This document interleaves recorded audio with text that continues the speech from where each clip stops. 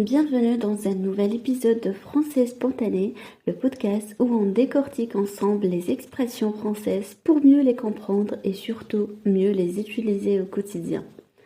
Aujourd'hui, on va parler d'une expression que tu as sûrement déjà entendue, surtout quand quelqu'un parle d'un moment de trop, d'une limite dépassée.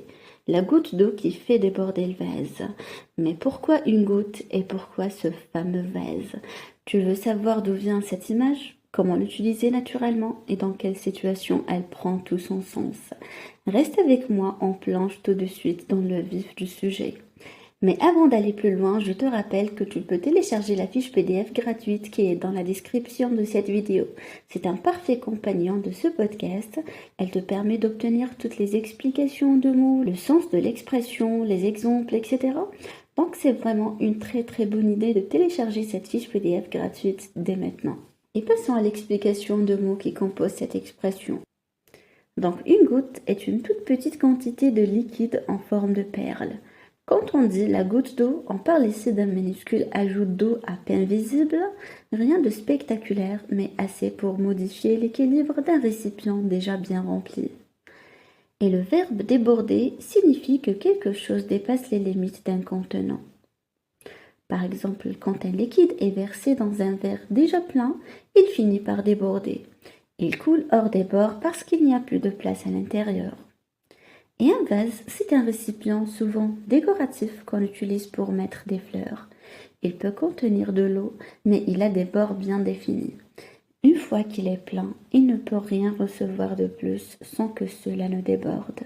Donc, au sens propre, l'expression « la goutte d'eau qui fait déborder le vase » décrit une scène très concrète. Un vase est plein d'eau jusqu'au bord, puis une toute petite goutte en plus tombe dedans.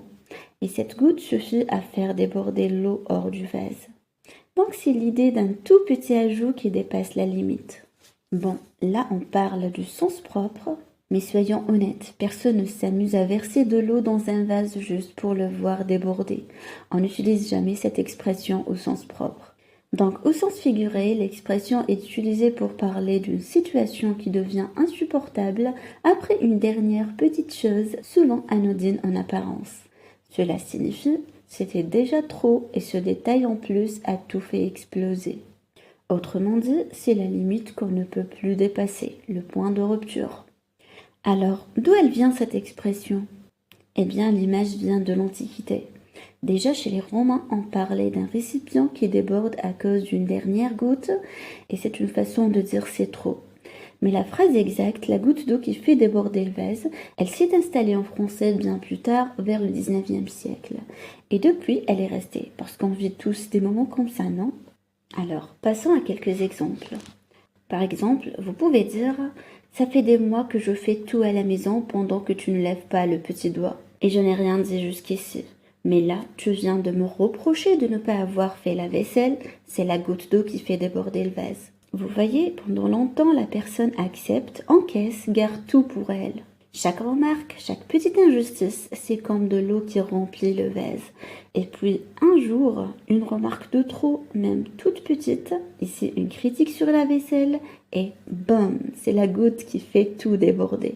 Le vase, c'est vous, vous étiez déjà à la limite, et cette dernière remarque, c'est celle de trop. Vous explosez ou vous dites stop.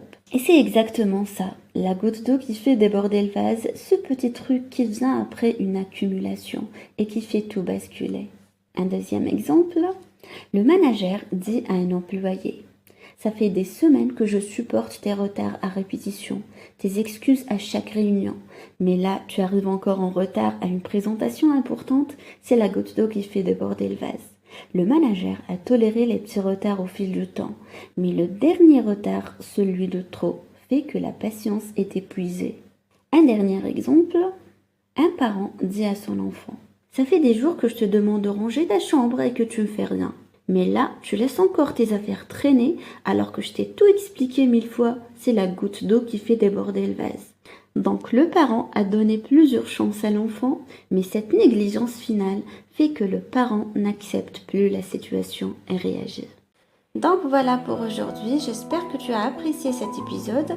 Je te rappelle que tu peux télécharger gratuitement la fiche PDF qui reprend toutes les explications et tous les exemples de ce podcast. C'est dans la description, tu peux y aller dès maintenant. Donc merci à vous, n'hésitez pas à me rejoindre sur mon cours gratuit sur YouTube. Chacun de mes articles est accompagné d'un fichier PDF qui est dans la description de cette vidéo. Si tu as aimé, mets un petit j'aime, un petit pouce en l'air, ça fait toujours plaisir et ça nous aide à choisir les sujets qu'on aborde sur la chaîne. Et bien sûr, abonne-toi à la chaîne YouTube de Français Spontané en activant les notifications pour ne rien manquer. Merci de m'avoir écouté et je vous dis à très bientôt pour un nouvel épisode du podcast.